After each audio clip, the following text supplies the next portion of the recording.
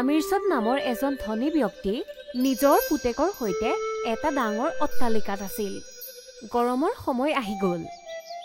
সূৰ্যৰ পৰা যেন জুইহে ওলাইছিল। তাত এগৰাকী ৰাধা নামৰ মহিলাই কাম কৰিছিল। এদিনাখনৰ কথা, ৰাধাই ফ্ৰিজৰ পৰা এটা বটলত পানী ভৰাই আছিল। ৰাধা, এ কি কৰি আছা? মালিক, গৰম বহুত। ছোৱালীজনীৰ পিয়া লাগিছে। ফ্ৰিজৰ পৰা অলপমান পানী ছোৱালীজনীৰ কাৰণে লৈ যাওঁ বুলি ভাবিছো। মই কি তোমাৰ ঠিকা লৈ থৈছো? কোনো পানী টানি নাপাবা। সেই সময়তেই তেওঁৰ পুত্ৰ প্ৰেমে মাত লগাইছিল। ৰাধা, মোক ফ্ৰিজৰ পৰা ক'ল্ড ড্ৰিংকছ এটা আনি দিয়াচোন। নিছো মালিক। প্ৰেমে অলপ ক'ল্ড ড্ৰিংকছ খাই বাকী থকাখিনি এনেকৈ থৈ যায়। মালিক, এয়া শীতল পানী। গৰম হৈ গ'ল। এতিয়া ইয়াৰ কি কৰোঁ? ফ্ৰিজৰ পৰা বৰফ লৈ আহা আৰু বেলেগ এটা ক'ল্ড ড্ৰিংকছ আনি দিয়া। তইতো জানই যে পানী মই ভাল নাপাওঁ। মই গৰমত অকল ক'ল্ড ড্ৰিংকছ খাই ভাল পাওঁ। কিন্তু মালিক, এয়া শীতল পানী কি কৰিম? এটা কাম কৰ, এইটো ছোৱালীজনীৰ কাৰণে লৈ যা। ৰাধাই তাত থাকি যোৱা ক'ল্ড ড্ৰিংকছখিনি লৈ ঘৰত আহি জীয়েকক খাবৰ কাৰণে দিয়ে। জীয়েকজনী বৰ সুখী হৈছিল। এদিনাখন তেওঁ জীয়েক সুমনক লৈ নিজৰ কামৰ জেগালৈ আহে। আৰে, এই ছোৱালীজনী কেলৈ লৈ আহিছ? আজি স্কুল বন্ধ আছিলে আৰু ঘৰত বহুত গৰম লাগি আছিলে। তাইৰ গাটো ভালো নাছিলে, সেইকাৰণে মই ভাবিলো মোৰ লগতে লৈ যাওঁ। ভালে থাকিব। আপুনিতো জানেই, আমাৰ জুপুৰিটোত অকণমানো হাৱা বতাহ নোসোমায়। তাৰমানে তোৰ ছোৱালীৰ কাৰণে মই অনাথ আশ্ৰম খুলি ৰাখিছো। তোমালোকে তোমালোকৰ ল'ৰা ছোৱালী লৈ আহা ইয়ালৈ, কাৰণ এচিৰ সোৱাদ ল'ব। আমিৰচন্দে তেওঁলোকক দুখীয়া বুলি অপমান কৰে আৰু তেতিয়াই তেওঁ ল'ৰা প্ৰেমে টিভিত কাৰ্টুন চাই আছিল। প্ৰেম, এপিনা। কি হ'ল দেউতা? তুমি আহি যোৱাচোন। মই এচি অবিহনে বাহিৰলৈ যাব নোৱাৰো। প্ৰেম, এপিনে আহ না, কিবা কাম আছে। আমিৰচন্দে প্ৰেমক কয় যে তাত দুখীয়া মানুহৰ লগত নবহিবা আৰু তাক সকলো কথাখিনি বুজাই বঢ়াই দিলে। বাপু, এই দুখীয়া মানুহখিনি বৰ চালাক, বুজিছা? কাম কৰাৰ বাহানা লৈ আমি ধনী মানুহখিনি ঘৰত এচিৰ সোৱাদ লয়। যেতিয়া ৰাধাৰ ছোৱালী সুমন আহে, তেতিয়া তোমাৰ লগত বহি টিভি চাই থাকে আৰু তুমি এচি চলাই বহি থাকা। তাইও এচিৰে মজা লয়।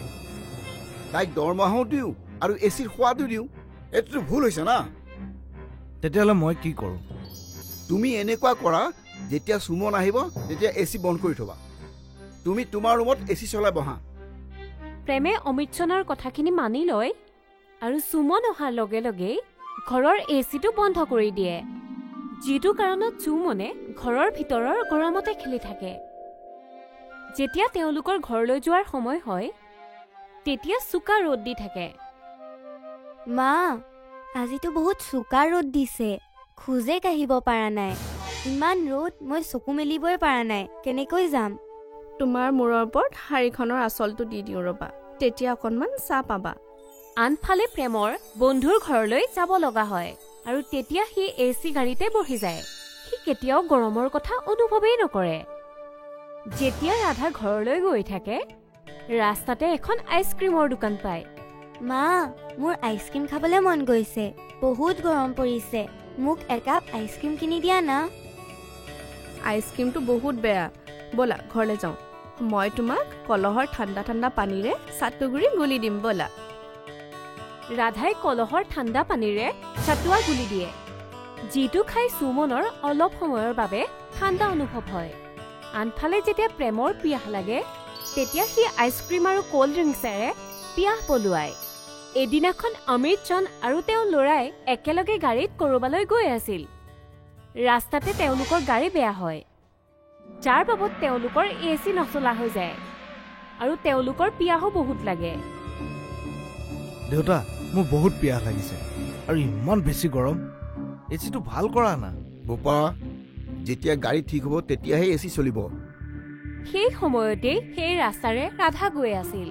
যেতিয়া তেওঁ আমিৰচন্দৰ গাড়ী দেখিলে আৰু প্ৰেমক ক'লে, মালিক, ইয়াৰ পৰা 10 খোজমান গ'লেই মোৰ ঘৰটো পায়। ৰ'দো বহুত বেছি দিছে। যেতিয়ালৈকে গাড়ীখন ঠিক হয় তেতিয়ালৈকে আপুনি আমাৰ ঘৰতে বহিব, ব'লক। নাই নাই, আমি তোমাৰ ঘৰলৈ কেতিয়াও নাযাওঁ। তোমালোক সৰু মানুহ। দেউতা, মইতো ইয়াত থিয় দি থাকিব পৰা নাই ইমান বেছি ৰ'দত। তোমাৰ যদি থিয় দি থকাৰ চখ আছে থিয় দি থাকা, মই ৰাধাৰ ঘৰলৈ যাম। প্ৰেম ৰাধাৰ ঘৰলৈ গুচি গ'ল, য'ত এখনো ফেন নাছিল। ৰাধাই প্ৰেমৰ বাবে চাট্টু বনাই লৈ আহে, যি খাই প্ৰেমে বৰ ভাল পালে আৰু বহুত শান্তি পালে। এই যে তুমি ঠাণ্ডা খোৱালা, এয়া বৰ সোৱাদৰ আছিল। এনেকুৱা ঠাণ্ডা মই কেতিয়াও খোৱা নাই। কল্ড ড্ৰিংকছতো এনেকুৱা মজা নাই যিটো এই ঠাণ্ডাটোত আছে। কি নাম হয় ইয়াৰ? ইয়াকে চাটুগুৰি বুলি কয়। ঘৰৰ কলহৰ পানীৰে ইয়াক বনাইছে। প্ৰেম আৰু সুমনৰ কথাৰ মাজতেই তেওঁলোকৰ চালকজন আহি উপস্থিত হয় আৰু ঘৰলৈ যোৱাৰ কথা কয়। প্ৰেম ঘৰ গৈ পায় আৰু কিছু সময়ৰ পিছতে প্ৰেমৰ পেটত হঠাতে বিষ হ'বলৈ ধৰে। সি ডক্তৰৰ ওচৰলৈ যায়। মোৰ ল'ৰাটো কি হৈছে ডাক্তৰ চাহাব? তাৰ পেটত হঠাৎ বিষ কেনেকৈ হ'ল? ইয়াৰ পেটত ইনফেকশ্যন হৈছে। আজিৰ পৰা ইয়াক ফ্ৰিজৰ কোনো বস্তুৱেই দিব নালাগে, কিন্তু ঠাণ্ডা বস্তু দিব লাগিব। ডক্তৰ চাহেব, ফ্ৰিজ নহ'লে ইয়াক ঠাণ্ডা বস্তু কেনেকৈ দিম? অমিতসনে তেওঁৰ পুতেকক লৈ ঘৰলৈ আহে আৰু চিন্তিত হৈ বহি ৰয়। আচলতে তাক কি ঠাণ্ডা দিব লাগিব যে যিটো ফ্ৰিজত থকা নহয়।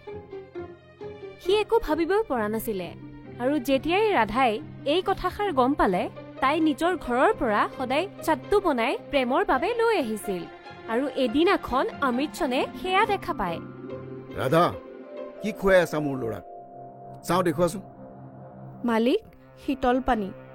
এই ঠাণ্ডা নাখাব মোৰ ল'ৰাই, এইটো যাতা বস্তু। মালিক, যিমানে ঠাণ্ডা ফল আৰু চাটুগুৰি খায় মালিক সিমান সোনকালে ঠিক হৈ যাব। এই ফাল্টু বস্তু তোমালোকে খোৱা। মই তাক ভাল ডাক্তৰৰ ওচৰলৈ লৈ গৈ আছো। অমিতসনে প্ৰেমক আন এজন ডক্তৰৰ ওচৰত দেখুৱাবলৈ নিলে আৰু ঔষধৰ চিকিৎসা চলায়ে থাকিল। কিন্তু প্ৰেমৰ ৰাধাই বনোৱা চট্টুৱে পচন্দ লাগিছিল।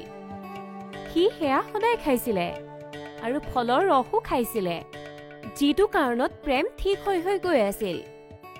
দেখিছা, মই ভাল ডাক্তৰৰ হতুৱাই চিকিৎসা কৰাৰ বাবে সি এতিয়া সুস্থ হৈ উঠিল। আগৰ ডাক্তৰটোৱে ফাল্টু কথা কৈ আছিল। নহয় দেউতা, মোৰ শৰীৰটো ৰাধাই বনোৱা চাট্টু খাইহে ভাল হৈছে। তাই মোক সদায় তাজা তাজা ফলৰ ৰস আৰু চাট্টু বনাই দিছিলে। মইতো ঔষধ খোৱাই নাই। গোটেই ঔষধবোৰ আলমাৰীতে পৰি আছে। এতিয়া মই ফ্ৰিজত থকা বস্তুবোৰ ভাল নাপাওঁ। মইতো কলহৰ পানীহে এতিয়া সোৱাদ পাওঁ। তই কেনেকুৱা কথা কৈছ? হয়তো ৰাধাই তোক বিপথে নিছে। দেউতা, তুমিও এবাৰ এই চাট্টুটো খাইছো। তুমিও সেই দামী দামী কল্ড ড্ৰিংকছবোৰ খোৱা এৰি দিবা।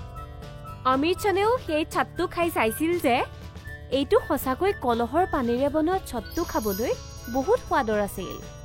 তাৰ পিছত অমিতসনৰ নিজৰ ভুলৰ উপলব্ধি হয়। ৰাধা, মোক ক্ষমা কৰি দিয়া। মই তোমাৰ লগত বহুত বেয়া ব্যৱহাৰ কৰিলো। তোমাক এচিড বহিবলৈ দিয়া নাই, ঠাণ্ডা পানী খাবলৈ দিয়া নাই। তথাপিও তুমি প্ৰেমক শুশ্ৰূষা কৰিলা আৰু তাক সুস্থ কৰিলা। মালিক, মোক এচি হাৱাৰ প্ৰয়োজন নাই আৰু ফ্ৰিজৰ শীতল পানীও। আমিতো বিশুদ্ধ খোৱা পানী মানুহ আৰু আমি প্ৰকৃতিৰ বতাহ খোৱা মানুহ। আমাৰ কাৰণে যদি জোৰছে বতাহ বলে সেয়াই আমাৰ কাৰণে এচি, আৰু ঘৰৰ কলৰ পানীখিনি আমাৰ ফ্ৰিজৰ পানী। ৰাধা, তুমি সঁচাই মোক জ্ঞান দিলা। আজিৰ পৰা তুমি মোৰ ঘৰত যিমান ইচ্ছা এচিৰ সোৱাদ লোৱা আৰু যিমান ফ্ৰিজৰ পানী খোৱা, মই তোমাক কেতিয়াও বাধা নিদিওঁ। আৰু শুনা, সুমনকো তুমি ইয়ালৈ আনিব পাৰা আৰু মই সুমনক মোৰ নিজৰ ছোৱালীৰ দৰে মৰম কৰিম। মই পাহৰি গৈছিলোঁ, আৰু দুখীয়া সকলো মানুহেই হয়, তেওঁলোককো সকলো বস্তুৰ সুবিধা দিব লাগে।